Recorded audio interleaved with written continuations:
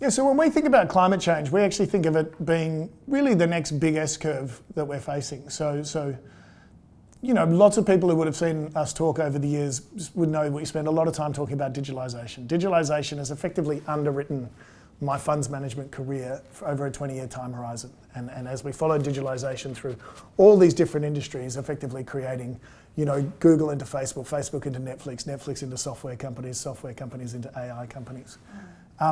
When we look at climate, we think we're at the start of the next big S-curve. This is the big one. This will be as big as the internet, in our personal opinion, as an investment opportunity in the long run.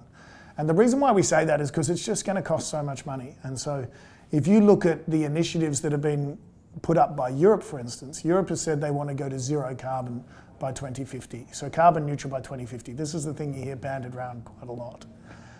From that point of view, what's amazing about that is they've already costed it. They think it's going to cost them $10 trillion over the next 30 years. If you add the US and China on that, you basically talking north of $30 trillion. And I'd argue that's conservatives. We've seen estimates of well over $50 trillion. And so our job as your growth investor is to follow that money and try and find those next big winners. Where's that money going to be spent and how's that going to create big winners? And obviously we've seen that in the last 12 months with a company like Tesla in electric vehicles. But I think that completely underestimates the opportunity here. We're going to see the same thing happen in renewable energy, whether it's with turbine manufacturers like Vestas or with renewable utilities like Nextera or Ørsted who are building these renewable energy fleets. You'll see the same thing happen in electric semiconductors like Infineon or with the battery makers like Samsung SDI. And I think the most interesting area for us is actually the energy efficiency area.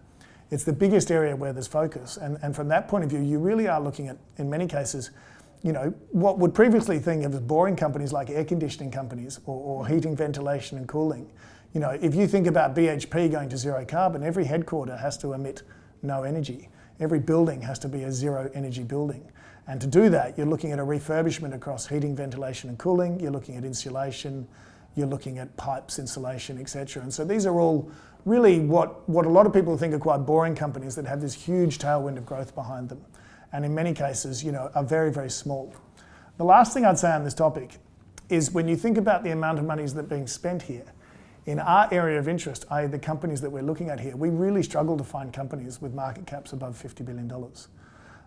Most of them are really quite small companies, and so we've already seen one Tesla created out of the climate boom. We suspect there's many more to come.